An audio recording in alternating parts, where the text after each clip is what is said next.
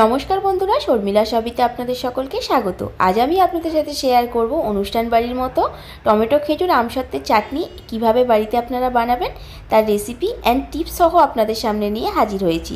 Tomato খেজুর আমসত্ত্বের চাটনি বানানোর জন্য এখানে আমসত্ত্ব নিয়েছি এখানে খেজুর, আর এখানে নিয়েছি টমেটো, আর কিছু ড্রাই ফ্রুটস নিয়েছি, কাজু বাদাম আর কিশমিশ। আপনারা চাইলে এটা নাও ব্যবহার করতে পারেন। চলুন এবার রান্না শুরু করা যাক। সবার প্রথমে কড়াই দিয়ে দেব পরিমাণ মতো সর্ষের তেল। এরপর তেলে আমি দিয়ে দিলাম দুটো শুকনো লঙ্কা, এরপর দিলাম 1 চামচ পাঁচফোড়ন। লঙ্কা আর পাঁচফোড়নটা আগে একটু ভালো করে ভেজে নেব যতক্ষণ না একটা সুন্দর গন্ধ বেরোচ্ছে। লঙ্কা আর পাঁচফোড়ন যখন ভাজা হয়ে যাবে দেখবেন একটা সুন্দর গন্ধ বেরোচ্ছে, তখন দিয়ে দেবো এতে কুচিয়ে রাখা টমেটো। এরপর দিয়ে দিলাম পরিমাণ মতো নুন, যাতে টমেটোটা তাড়াতাড়ি গলে যায়। নুন দেওয়ার পর গ্যাসের ফ্লেমটাকে লো করে দেবো। ভালো করে এবার নাড়াচাড়া করতে থাকবো যতক্ষণ না টমেটোটা গলে যাচ্ছে। দেখুন কিছু কিছু টমেটো কিন্তু মোটামুটি গলে গেছে। এরপর দিয়ে দেবো খেজুর। খেজুরটা যেহেতু একটু সেদ্ধ হবে তাই আগেই দিয়ে দিলাম। খেজুর আর টমেটো ভালো করে মিশিয়ে নিচ্ছি। এরপর সামান্য একটু দেবো হলুদ গুঁড়ো। কালারটাকে সুন্দর আনার জন্য একটু কাশ্মীরি লঙ্কা ব্যবহার করলাম এখানে। ভালো করে মিশিয়ে নেব। দেখুন টমেটোগুলো বেশ গলে গেছে। এরপর আমি দিয়ে দেব কুচিয়ে রাখা আমসত্ত্ব।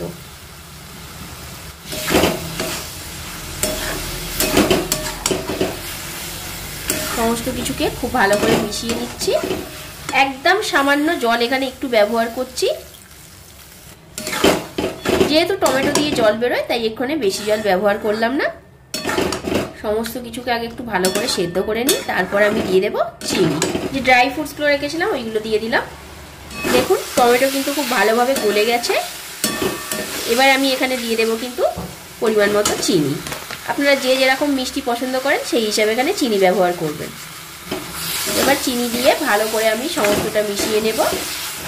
এইভাবে যদি চাটনি আপনারা বাড়িতে বানান তাহলে কিন্তু পুরোপুরি অনুষ্ঠান বাড়ির মতোই চাটনিটা খেতে লাগবে।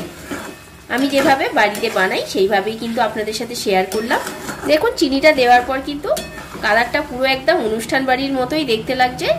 আরও যত চিনিটা গলে যাবে তত সুন্দর কালারটা আরও আসবে। এইভাবে কিন্তু নাড়াচাড়া করতে থাকবো, তা না হলে কিন্তু তলায় চিনিটা বসে যেতে পারে।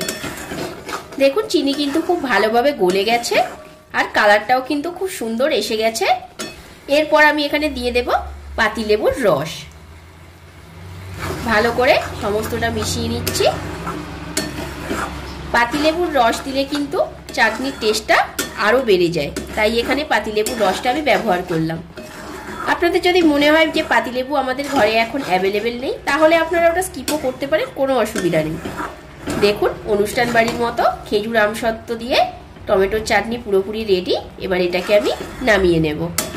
আজকের এই রেসিপি যদি আপনাদের ভালো লাগে তাহলে একটা লাইক, কমেন্ট এন্ড শেয়ার করবেন।